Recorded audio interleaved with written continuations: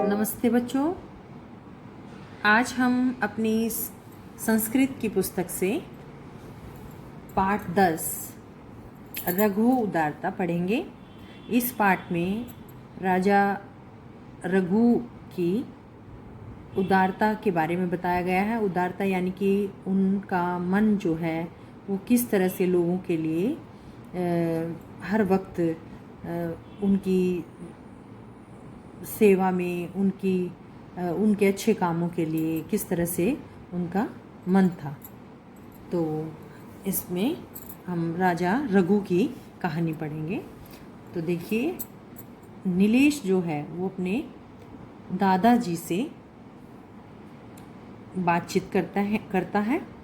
तो नीलेश कहता है, पितामह एतत् किम अस्ति। पितामह यानी कि दादाजी, यह क्या है। पितामह एतत् महाकवि कालिदासस्य प्रसिद्धं महाकाव्यम रघुवंशम अस्ति। दादाजी कहते हैं, यह महाकवि कालिदास का प्रसिद्ध महाकाव्य रघुवंश है। नीलेश के फिर प्रश्न आता है दिमाग में, अस्मिन् महाकाव्ये कस्य विषयम् अस्ति वर्णनम् अस्ति। इस महाकाव्य में किस विषय का वर्णन किया गया है, यानी कि किसके बारे में बातचीत की गई है, किसके बारे में बताया गया है। पितामह अस्मिन् ग्रंथे नृपति रघु तस्य वंशस्य च वर्णनम् अस्ति। दादाजी बताते हैं, इस ग्रंथ में राजा रघु और उनके वंश का वर्णन किया गया है। वंश यानी कि उनकी पीढ़ियों का, उनके परिवार का वर्णन किया गया है। नीलेश नरपति रघु कै आसीत। राजा रघु कौन थे। पितामह नरपति रघु एक विनयशील उदार चरित मानव आसीत। दादाजी कहते हैं, नरपति का अर्थ है राजा रघु एक विनयशील उदार चरित्र वाले मनुष्य थे। विनयशील यानी कि बहुत पोलाइट थे, बहुत अच्छे स्वभाव के थे। तो और उदार चरित्र यानी कि उनका जो मन था वो दूसरों के लिए हमेशा उनके बारे में सोचने के लिए, उनके लिए कुछ करने के लिए तत्पर रहता था। किम त्वम रघु उदारता विषय श्रोतुम इच्छसि। क्या तुम रघु की उदारता के विषय में सुनना चाहते हो। दादाजी कहते हैं, क्या तुम राजा रघु की उदारता के विषय में सुनना चाहते हो। नीलेश आम, हाँ, कृपया तस्मिन् विषये श्राव्य। कृपया उनके विषय में सुनाइए। तो पितामह शृणु। दादाजी कहते हैं, सुनो। कस्मिंश्चित् गुरुकुले अनेके छात्रा विद्याध्ययनं कुर्वन्ति स्म। किसी गुरुकुल में अनेक छात्र विद्या अध्ययन करते थे। तस्य गुरुकुलस्य आचार्य वर्तन्तु ऋषि आसीत्। उस गुरुकुल के आचार्य वर्तन्तु ऋषि थे। तस्य गुरुकुले स्वभावेन सरल गुरुभक्त च कोत्स नामना शिष्य आसीत्। उनके गुरुकुल में स्वभाव से सरल गुरुभक्त कोत्स नाम का शिष्य था। उनके गुरुकुल में स्वभाव से सरल गुरुभक्त कोत्स नाम का एक शिष्य था। ऐसे तो गुरुकुल में अनेक शिष्य थे, लेकिन वह एक गुरु की भक्ति में, यानी कि गुरु की जो बातें हैं मानना, और एक बहुत अच्छा विद्यार्थी था। अयम शिष्य अब अल्पकाले एव वेदानां वेता दर्शनशास्त्राणां विज्ञाता च अभवत्। यह शिष्य थोड़े समय में ही वेदों का ज्ञाता यानी कि वेदों को जानने वाला और दर्शन शास्त्रों के गहरे ज्ञान वाला हो गया। मतलब इसको बहुत ही कम समय में वेदों का ज्ञान हो गया और दर्शन शास्त्र का भी बहुत अच्छा ज्ञान हो गया। विद्याध्ययनम परिसमाप्य गुरुदक्षिणाम दातुम उत्सुकोत्स एकदा गुरु समीपम अगच्छत् निजे इच्छाम च अकथयत्। विद्या अध्ययन समाप्त करके, परिसमाप्य मीन्स विद्या अध्ययन समाप्त होने के बाद, यानी कि उसकी पढ़ाई पूर्ण हो चुकी थी उस समय, तो गुरु दक्षिणाम दातुम उत्सुक, तो उसको गुरु दक्षिणा देने की इच्छा थी अपने गुरु के लिए। कोच एक बार गुरु के पास गए, निज इच्छाम च अकथन, उन्होंने अपनी जो इच्छा थी वो उन्होंने कही गुरु से। गुरु वर्तंतु अवदत, गुरु वर्तंतु बोले, भो कोच, अरे कोच, अहम तव सेवया श्रद्धा च प्रसन्न अस्मि, मैं तुम्हारी सेवा और श्रद्धा से बहुत खुश हूँ। क्योंकि एक गुरु जो है वो बच्चे की इन सभी बातों से बहुत खुश होता है कि वह अपने गुरु को आदर देता है और अपने गुरु की बातों को मानता है और वह अपनी शिक्षा है जो अच्छी तरीके से पूर्ण करता है, तो गुरु के लिए इससे बढ़कर और कुछ नहीं हो सकता। अतः अहम दक्षिणाम न वांछामि, तो गुरु जी कहते हैं इसलिए मैं दक्षिणा नहीं लेना चाहता।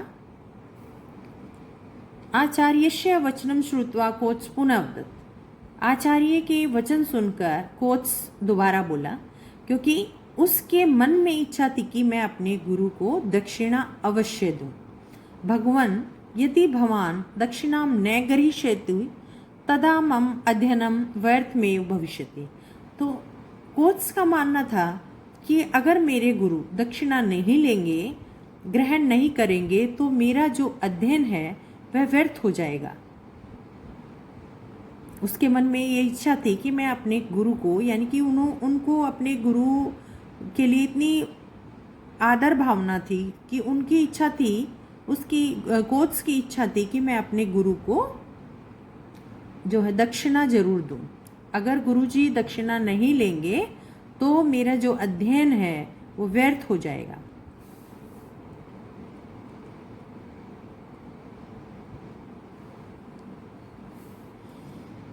एव यदा कोच वारं वारं आग्रहं करोत् तदा किंचित विचार्य कुपित गुरु अवदत्, अस्तु मह्यं 14 कोटि स्वर्ण मुद्रा देहि। एव यदा, इस प्रकार से जब कोच ने बार बार आग्रह किया, यानी कि निवेदन किया कि तदा किंचित विचार्य, तब उन्होंने कुछ विचार करके, कुपित गुरु अवदत्, विचार करके किया और कुछ सोचकर क्रोधित हुए गुरु ने कहा, यानी कि बार बार इस तरह से पूछा जाने पर गुरु जी को जो है क्रोध आ गया और उन्होंने कुछ सोचकर इस प्रकार से कहा, अस्तु मह्यम 14 कोटि स्वर्ण मुद्रा देहि। कहता है कि ठीक है, मुझे 14 करोड़ स्वर्ण मुद्राएं दो। क्रोधित हुए गुरु ने उसको इस तरह से कहा कि इतनी अगर मुद्राएं मैं मांगूंगा तो वो नहीं दे पाएगा। गुरु दक्षिणार्थ कोच से रघु समीपम अगच्छत्, गुरु दक्षिणा के लिए कोच रघु के समीप पास गया। समीप का अर्थ है पास।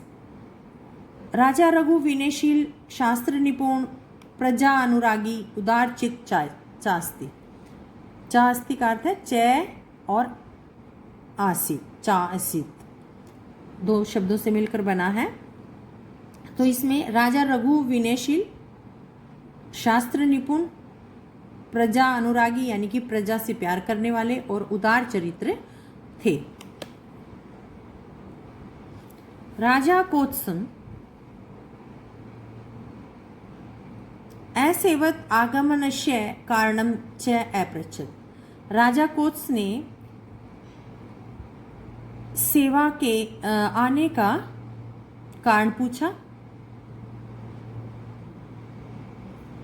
राजा ने कोत्स की सेवा की और उनके आने का कारण पूछा। कोत्स राजानं 14 कोटि स्वर्ण मुद्रा अयाचत। कोत्स राजा को 14 करोड़ स्वर्ण मुद्राएं मांगी। कोत्स ने राजा से 14 करोड़ स्वर्ण मुद्राएं, सोने की मुद्राएं मांगी। तस्मिन् काले राज्ञ पार्श्वे धनाभाव आसीत्। उस समय राजा के पास धन का अभाव था, यानी कि धन की कमी थी। अतः रघु धनपति कुबेरस्य समीपम अगच्छत्। तो इसलिए रघु जो हैं वो धनपति कुबेर के पास उसको लेकर गया। रघु अभिप्रायम ज्ञात्वा धनपति कुबेर तस्य कोशागारम अपूर्यत। रघु ने उसका जो कारण जानकर धनपति कुबेर से उसको उसके कोशागार में, यानी कि जहाँ खजाना होता है वहाँ कुबेर के पास गए।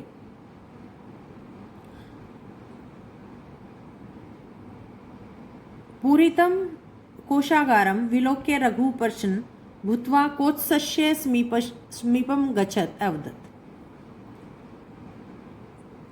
पूरितम कोशागारम यानी कि धन के खजाने को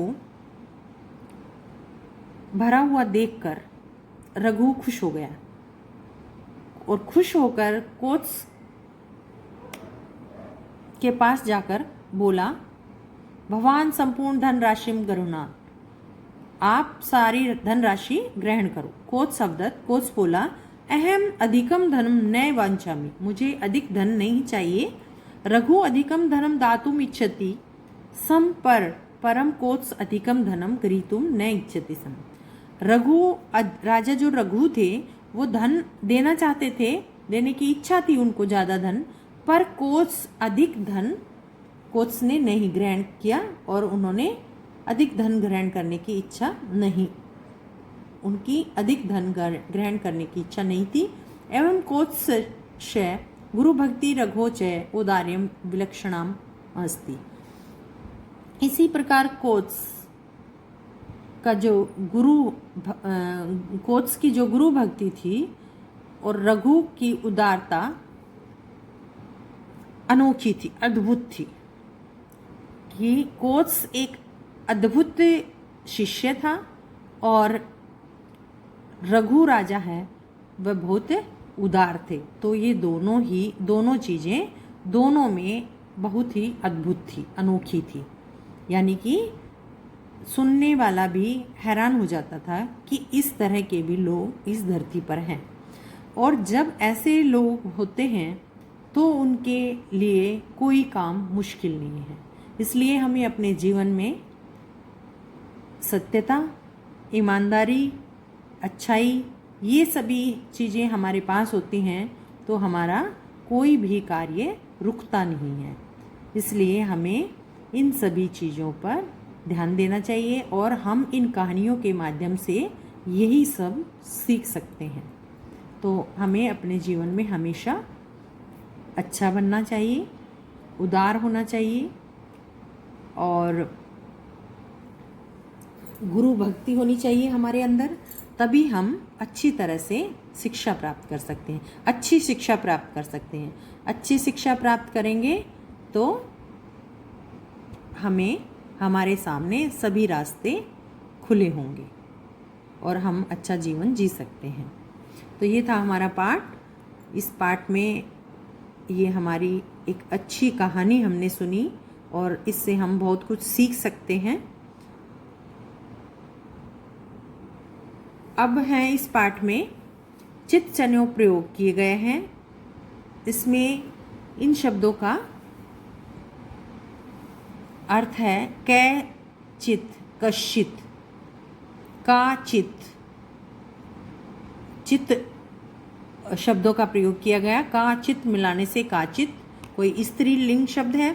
किम चित, किंचित, कदाचित कदाचित, कैचन कश्चन, काचन काचन, किमचन किंचन, कदाचन कदाचन।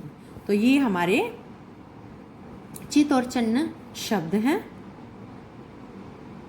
अब आते हैं हमारे शब्दार्थ। शब्दार्थ हमें हर पाठ के अच्छी तरह से लर्न करने हैं और ज़रूरी नहीं है यही शब्दार्थ है, आपको अंदर से भी, पाठ के अंदर से भी कोई शब्दार्थ नहीं आता तो भी आप पूछ सकते हो। जैसे वंशस्य का अर्थ है वंश का, आचार्य शिक्षक गुरु, वेता ज्ञाता किसी चीज़ को जानने वाला, विज्ञाता गहरे ज्ञान वाला जिसको बहुत अधिक ज्ञान है, इच्छाम इच्छा को, श्रद्धा श्रद्धा से, श्रोतुम सुनने के लिए, स्वभावेन स्वभाव से, दर्शन शास्त्रम दर्शन शास्त्र, उत्सुके उत्कंठित, सेवया सेवा से, आग्रहम आग्रह। तो ये थे आपके शब्दार्थ। तो पाठ को पढ़ने से पहले शब्दार्थ याद करें ताकि आप आसानी से पाठ को समझ सकते हैं। अगली कक्षा में हम इसका अभ्यास करेंगे, तब तक आप इसको अच्छी तरह से रीड करना और समझना और इस पाठ से शिक्षा भी ग्रहण करनी है कि इस पाठ से हमें क्या शिक्षा मिलती है, मोरल वैल्यूज़ क्या मिली हैं हमें, वो भी हमें जीवन में धारण करनी है।